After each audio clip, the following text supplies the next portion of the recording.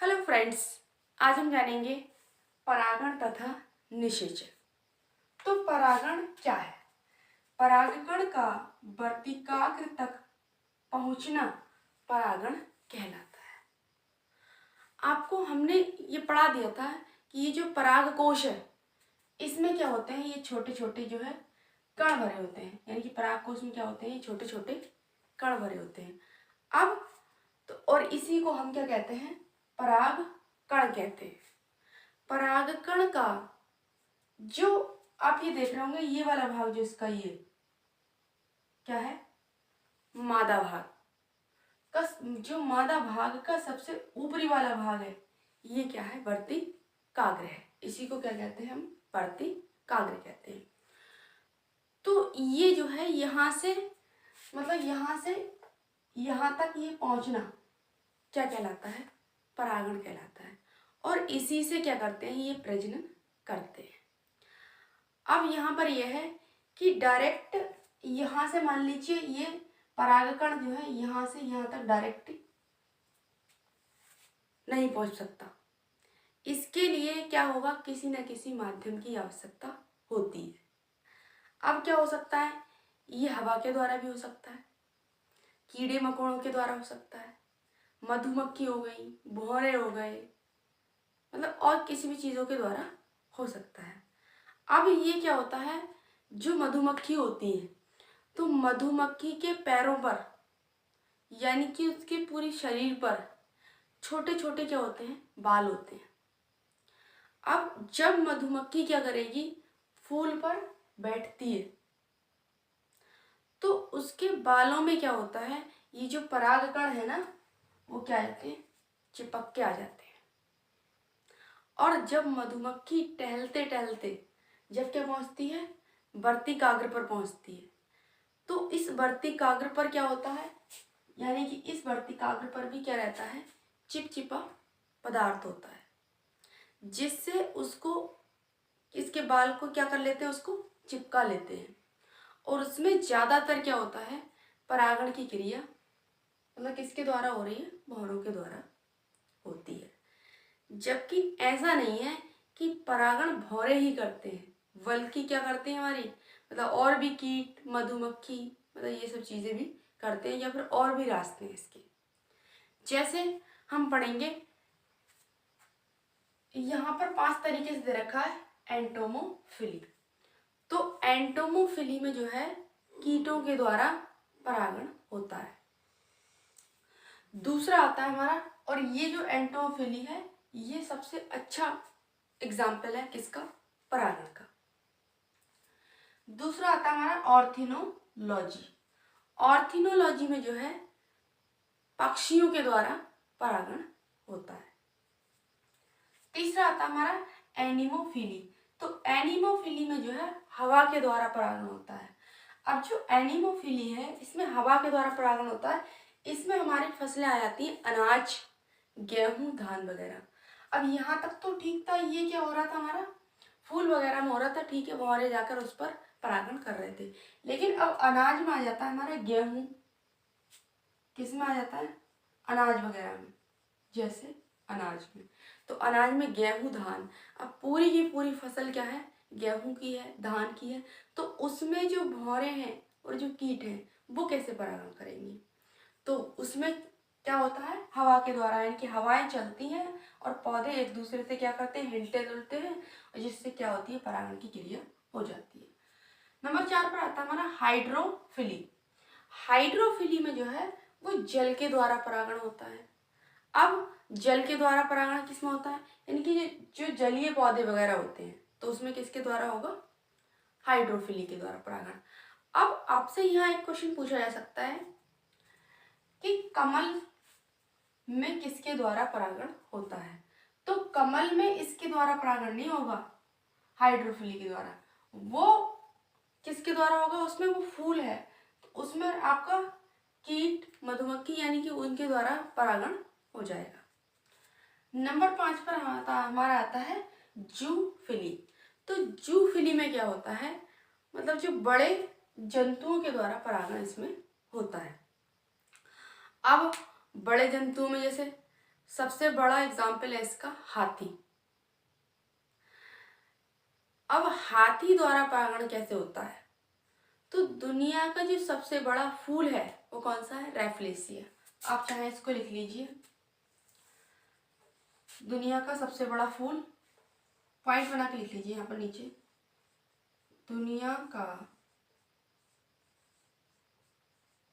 सबसे बड़ा फूल रैफलेसिया। कौन सा है? रैफलेसिया। तो रैफलेसिया में परागण किसके द्वारा हो रहा है? जूफली के द्वारा, और विशेषकर हाथी के द्वारा। तो इस जो रैफलेसिया का वजन है वो कितना होता है? 40 किलो का फूल होता है। कौन सा? रैफलेसिया। अब जो रैफलेसिया में जो परागण हो रहा था उसमें हाथी के द्वारा परागण होता है जूफिली में, यानी कि जो रैफलेसिया का पौधा है वो किसके द्वारा परागण होता है? हाथी के द्वारा उसमें। अब एक सबसे छोटा फूल है, तो सबसे छोटा फूल कौन सा है? सबसे छोटा,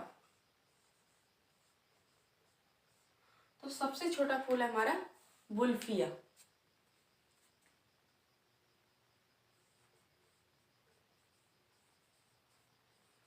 इसमें किसके द्वारा परागण हो जाएगा? इसमें कीट के द्वारा परागण होता है। पांचों आपको समझ में आ गया होगा। नेक्स्ट आगे बढ़ते हैं। तो परागण के प्रकार, तो परागण के प्रकार में आता है हमारा परागण दो तरीके से होता है। एक तो होता है हमारा स्वपरागण और दूसरा होता है हमारा परपरागण। अब स्वपरागण की बात करें तो क्या है?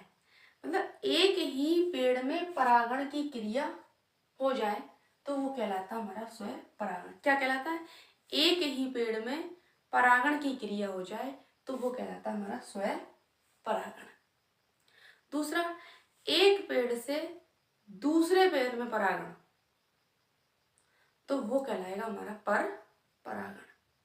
जैसे अब स्वपरागण में हम बात करें कि एक ही पौधे में क्या लगे हों? दो फूल लगे हों।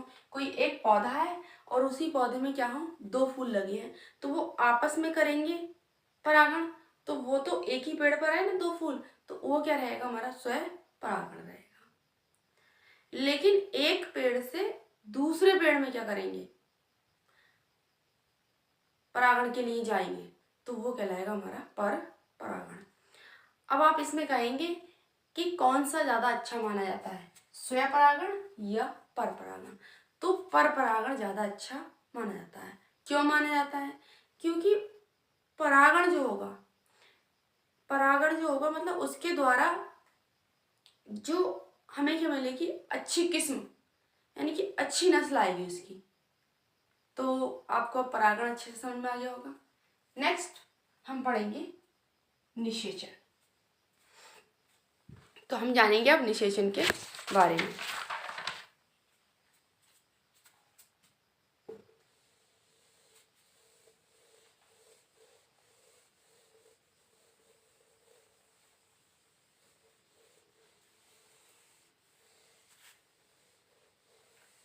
किसके बारे में जानेंगे हम? निषेचन के बारे में।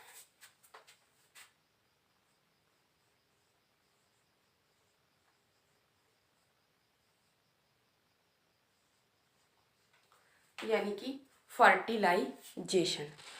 अब आपसे यहाँ पर क्या होगा, मतलब एक क्वेश्चन पूछा जाएगा कि जो परागण की क्रिया है वो कहाँ पर संपन्न होती है। तो हम परागण पढ़ चुके हैं, तो परागण की क्रिया कहाँ पर संपन्न हो रही थी? बढ़ती कागज के ऊपर वाले भाग में। अब हम क्या करेंगे?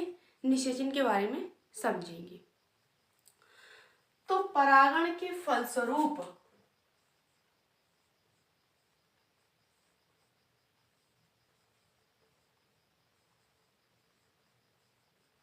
परागण के फलस्वरूप जो पराग कण आया है, परागण के फलस्वरूप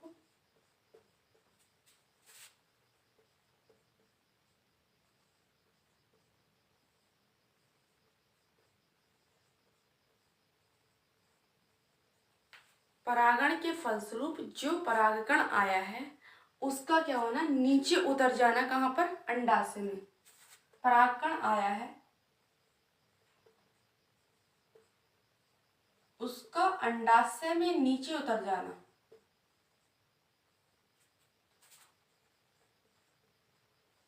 उसका अंडाशय में नीचे उतर जाना क्या कहलाता है, निषेचन कहलाता है।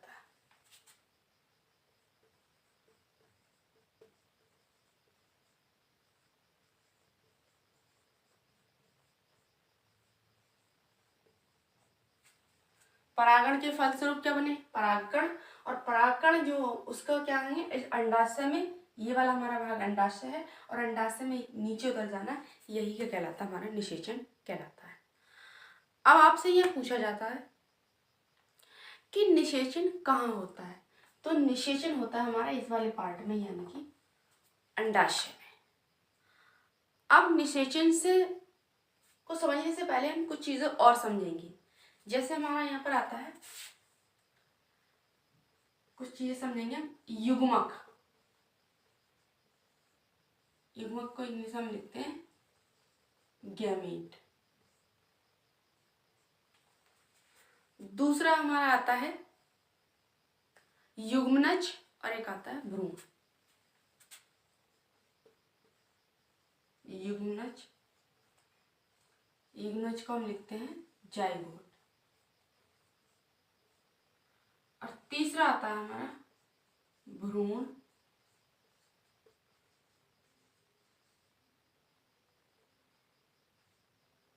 एम्ब्रियो। ठीक है, ठीक। अब हम समझते हैं युग्मक यानी कि गैमीट। तो मेल पार्ट और फीमेल पार्ट जो आपस में मैच करना चाहता है उसे हम कहते हैं युग्मक। जैसे मेल में स्पर्म और फीमेल में क्या होता है, ओव्यूल। यही क्या करते हैं, मैच करते हैं। यानी कि मेल से क्या आता है स्पर्म और फीमेल से क्या आता है ओव्यूल। तो ये आपस में क्या करते हैं, मैच करते हैं।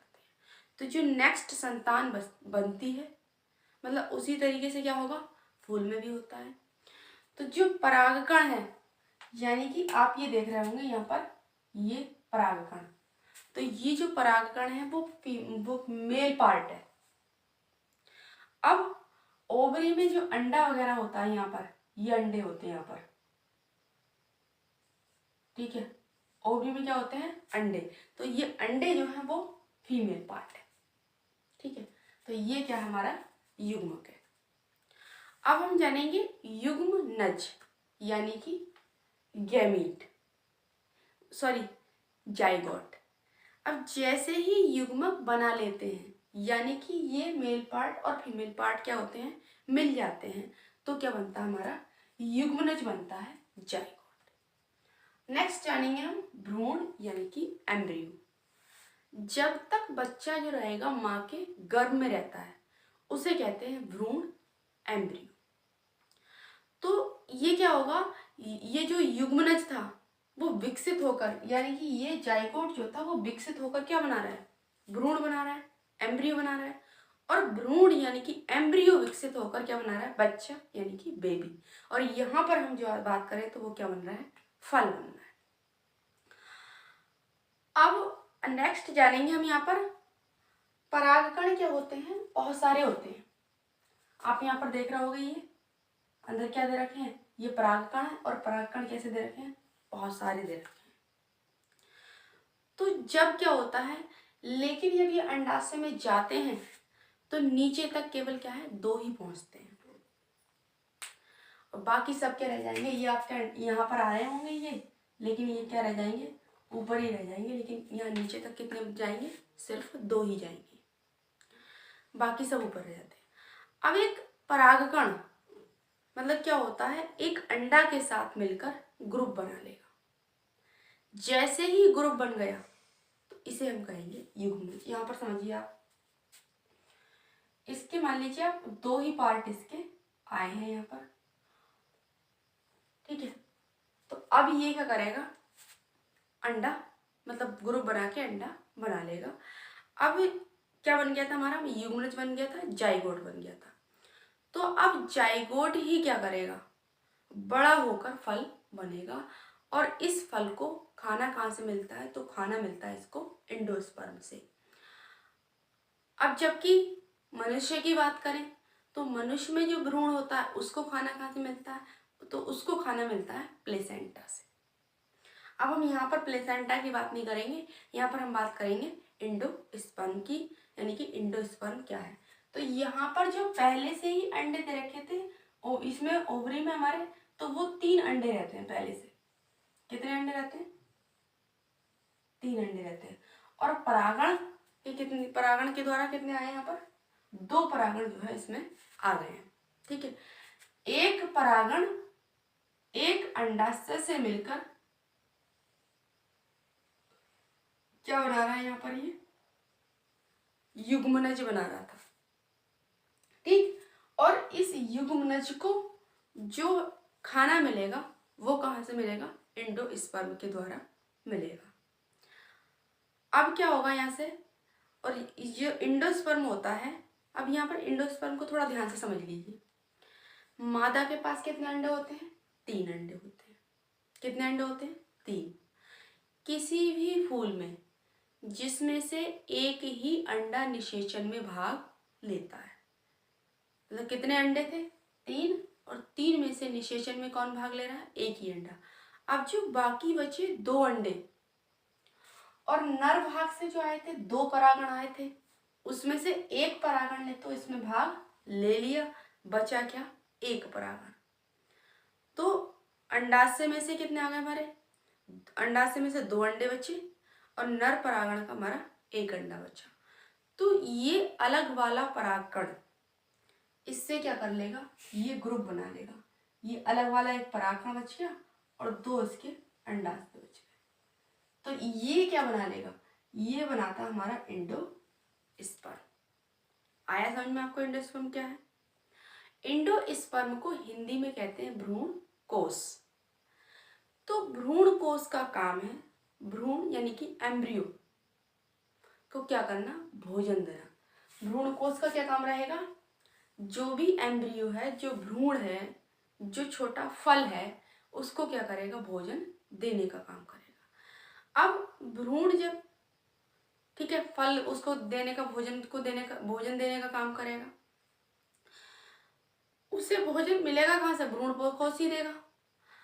अब आपसे यहाँ पर पूछा जाता है कि जो निषेचन के फलस्वरूप है वो कितनी चीजें बन रही है हमारी, 2 चीज बनती है। एक बनता है आपका भ्रूण, ठीक, जो विकसित होकर के बन जाएगा हमारा फल बनाता है।